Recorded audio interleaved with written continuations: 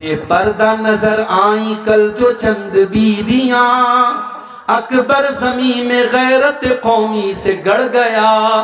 پوچھا جو ان سے آپ کا پردہ وہ کیا ہوا، کہنے لگی کہ عقل پہ مردوں کے پڑ گیا۔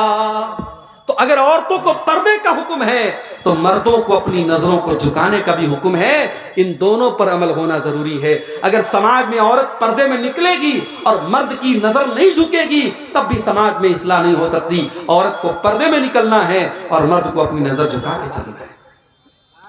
قرآن نے تو یہاں تک بیان کیا وَلْيَضْرِبْنَ بِخُمُرِهِنَّ عَلَىٰ جُيُوبِهِنَّ، اے ایمان والی عورتوں، جب تم اپنے گھر کے اندر رہا کرو تو اپنے سینے پر، اپنے گریبان پر دوپٹہ ڈال کے رہا کرو۔ بھائی کے سامنے، باپ کے سامنے، اپنے سسر کے سامنے بھی تمہارا دوپٹہ تمہارے سینے پر ہونا چاہیے۔ کہیں ایسا نہ ہو کہ ان محرم رشتہ داروں کے سامنے تم دوپٹے کے بغیر چلی جاؤ۔ او میری پیاری ماں بہنوں، جو اسلام اتنا سختی کے ساتھ آپ کو حکم دے رہا ہے کہ بھائی اور بیٹے کے سامنے بھی آپ کو اپنا دوپٹہ اپنے گریبان پہ رکھنا ہے، وہ اسلام اس بات کی اجازت کیسے دے دے گا کہ آپ فیس بک کے اوپر اپنے فوٹو ڈالیں، آپ واٹس ایپ کے اسٹیٹس پر اپنے فوٹو ڈالیں، آپ شادی کی تیاری کر رہی ہیں اور اپنے ہاتھوں میں مہندی کی ڈیزائن لگا کے مہندی کا فوٹو آپ انٹرنیٹ پہ ڈالیں؟ نہیں نہیں میری پیاری ماں بہنوں، قرآن کہتا ہے وَلَا يُبْدِينَ زِينَتَهُنَّ، اے ایمان والی عورتوں، اپنی خوبصورتی کو اپنے غیر مردوں کے سامنے کبھی ظاہر نہ کرنا۔ قرآن نے ایک لفظ استعمال کیا، خوبصورتی کو ظاہر مت کرو۔ اب مجھے بتا دو عورت کا سر سے پیر تک کون سا ایسا حصہ ہے جو خوبصورتی میں داخل نہیں ہے؟ اس کا مطلب یہ ہوا کہ اسے سر سے پیر تک مکمل نقاب اور پردے میں رہنا ہے، اسے اپنے حسن کی نمائش نہیں کرنی ہے۔ اور قرآن یہاں تک کہتا ہے وَلَا يَضْرِبْنَ بِأَرْجُلِهِنَّ لِيُعْلَمَ مَا يُخْفِينَ مِنْ زِينَتِهِنَّ، اے ایمان والی عورتوں، جب تم پائل پہن کر کے اپنے گھر میں چلا کرو تو زور زور سے زمین پر پاؤں مار کے نہ چلا کرو، تمہارے پائل کی جھنکار غیر مردوں تک پہنچے، یہ اسلام کو گوارا نہیں ہے۔ جو اسلام ایک عورت کے پائل کی آواز کو غیر مردوں تک جانے کی اجازت نہیں دیتا ہے، وہ اسلام اس بات کی اجازت کیسے دے گا کہ عورت اپنی خوبصورتی کی نمائش کرے؟ قرآن تو یہاں تک کہتا ہے فَلَا تَخْضَعْنَ بِالْقَوْلِ فَيَطْمَعَ الَّذِي فِي قَلْبِهِ مَرَضٌ، اے نبی کی عورتوں، اے نبی کی بیویوں، جب تمہیں کسی غیر مرد سے بات کرنا پڑے تو تم ایسی آواز میں بات مت کرو جس میں مٹھاس پائی جاتی ہو، جس میں نرمی پائی جاتی ہو، بلکہ تم کڑک انداز میں بات کرو۔ جیسے آج کے دور میں موبائل کا دور ہے، موبائل پر کسی رانگ نمبر سے کال آ سکتا ہے۔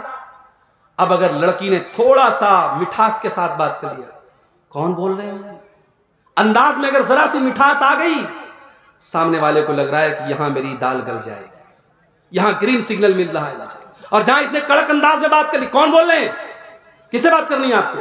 جہاں سختی سے گھڑک کر کے بات کی، سامنے والے بیچارہ اس کا جتنا اس کا شباب، اس کا جو ہے جوش اٹھا تھا، وہیں پر وہ بیٹھ جائے گا۔ قرآن کریم ایک عورت کو موبائل پر کیسے بات کرنا ہے، قرآن اس کا بھی انداز بتا رہا ہے۔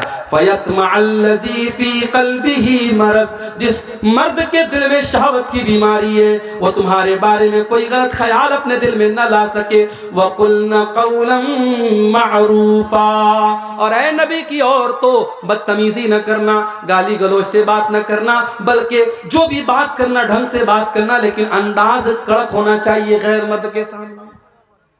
اسی لیے علماء پسند نہیں کرتے ہیں کہ عورت یوٹیوب پر آ کر کے تقریر کرے۔ ہمارے بعض مردوں کو بڑی اچھی لگتی ہے، محترمہ فلاں کی تقریر ہم بڑے شوق سے سنتے ہیں۔ ٹھیک ہے، اسلام میں منع نہیں ہے، عورت بیان کر سکتی ہے، مگر عورت کا بیان عورتوں کے درمیان ہو تو اچھا ہو۔ ایک جنرل پلیٹ فارم پہ جہاں مرد بھی سن رہے ہیں عورتیں بھی سن رہی ہیں، مناسب نہیں ہے۔ اس لیے کہ غیر محرم سے قرآن کہہ رہا ہے کہ عورت جب بات کرے کڑک انداز میں بات کرے۔ اس کے بعد فرمایا وَقَرْنَ فِي بُيُوتِكُنَّ، اے نبی کی بیویوں، تم اپنے گھروں کے اندر عزت کے ساتھ رہا کرو۔ عورت اپنے گھر میں رہے، بلا ضرورت وہ نوکری نہیں کر سکتی، بلا ضرورت وہ گھر کے باہر نہیں جائے گی۔ ہاں بیوہ ہو گئی، شوہر کمانے والا نہیں ہے، بچوں کو پالنا ہے، جائز حد میں رہ کر، پردے میں رہ کر کے ٹیچنگ کر سکتی ہے، پڑھا سکتی ہے، کوئی جائز کام کر سکتی ہے، مگر عورت کا کام کمانا نہیں، کمانا مرد کا کام ہے، عورت کا کام گھر کو سنبھالنا ہے۔ وَقَرْنَ فِي بُيُوتِكُنَّ، اے نبی کی عورتوں تم عزت اور وقار کے ساتھ اپنے گھروں میں رہا کرو. وَلَا تَبَرَّجْنَ تَبَرُّجَ الْجَاهِلِيَّةِ الْأُولَىٰ، اور جب تمہیں گھر کے باہر نکلنا پڑے، کہیں شادی میں جانا پڑے، کسی فنکشن میں جانا ہو، کسی پروگرام میں جانا ہو، جلسے میں جانا ہو، کہیں پر بھی تم کو جانا ہو، بن سنور کر کے، بن ٹھن کر کے، اپنے حسن کی نمائش کر کے نہ نکلنا جیسے دور جاہلیت میں عورتیں نکلا کرتی تھی. اسلام تو یہاں تک کہتا ہے اگر مسجد میں عورت کے نماز پڑھنے کا انتظام ہے، عورت مسجد میں نماز پڑھنے آ رہی ہے تو وہاں پر بھی وہ خوشبو لگا کر کے نہ آئے. اگر وہ خوشبو لگا کر کے آتی ہے، اللہ کے پیارے نبی فرماتے ہیں وہ واپس جائے اور غسل کرے، اور جب تک اپنے بدن سے خوشبو کا وہ اثر نہیں ہٹا دے گی اس کی نماز اللہ تعالیٰ کیوں قبول نہیں ہوگی. اسلام اس معاملے میں اتنا سخت ہے میرے بھائی. اس کے بعد فرمایا وَأَقِمْنَ الصَّلَاةَ وَآتِينَ الزَّكَاةَ، اے ایمان والی عورتوں نماز قائم کیا کرو. ارے مولی صاحب چھوٹا سا بچہ ہے، پیشاب کر دیتا ہے، یہاں بیچارہ شوہر مہینے میں 3-3 ہزار روپیہ بچے کے پیمپر پر خرچ کر رہا ہے، تب بھی اس کو کہتی ہے کہ پیشاب کر دیتا ہے، نماز کیسے پڑھوں گی. حضرت فاطمہ نے کیا حسن حسین کی پرورش نہ کی تھی؟ کیا حضرت خدیجہ نے اپنی بیٹیوں کو پالا نہیں تھا؟ میری پیاری ماں و بہنوں، اس زمانے میں پیمپر بھی نہیں تھا، اس زمانے میں لکڑی جلا کر کی آگ جلا کرتی تھی، اس زمانے میں گیس کا چولہا بھی نہیں تھا، اس زمانے میں کپڑے ہاتھ سے دھوئے جاتے تھے، اس زمانے میں واشنگ مشین نہیں تھی. آج تو اللہ نے بہت ساری نعمتوں سے آپ کو نوازا ہے، آج تو گاؤں دیہات میں بھی یہ نعمتیں پہنچ چکی ہیں. میری پیاری ماں بہنوں، نماز پڑھنے میں کوئی بہانہ نہ کرنا. نماز اپنے ٹائم سے آپ کو پڑھنا ہے. جیسے مردوں کے اوپر نماز فرض ہے، آپ کے اوپر بھی نماز فرض ہے. بلکہ میں تو کہتا ہوں عورت کے لیے جنت میں جانا زیادہ آسان کام ہے. آج تک آپ نے وہ حدیث سنی ہے عورتیں جہنم میں زیادہ جائیں گی، عورتیں بیچاری ایک دم ڈر گئی ہم لوگ جہنم میں زیادہ جائیں گے. لیکن عورت جنت میں بھی جا سکتی ہے. بہت آسان طریقہ بتا رہا ہوں، 4 کام کر لے عورت جنت میں چلی جائے گی. اللہ کے پیارے نبی فرماتے ہیں اَيُّمَ امْرَأَةٍ صَلَّتْ خَمْسَهَا وَصَامَتْ شَهْرَهَا وَأَطَاعَتْ زَوْجَهَا وَأَحْسَنَتْ فَرْجَهَا، جو عورت 5 ٹائم کی نماز کی پابندی کرے، رمضان کا روزہ رکھے، اپنے شوہر کی اطاعت کرے اور اپنی عزت و آبرو کی حفاظت کرے، دخلت من ای ابواب الجنت شاءت، جنت کے 8 دروازے اس کے لیے کھول دیے جائیں گے.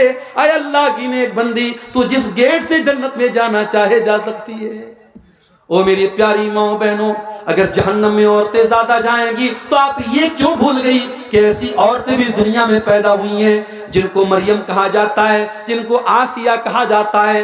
آسیہ فرعون کی بیوی، فرعون جیسے ظالم انسان کی بیوی. فرعون اتنا بڑا ظالم ہے اور اللہ نے اس کی بیوی کو ایمان والا بنا دیا. اور یہ اللہ کی نیک بندی جب اللہ کے اوپر ایمان لاتی ہے، فرعون اپنے محل سے نکال دیتا ہے اور زنجیروں میں جکڑ دیتا ہے.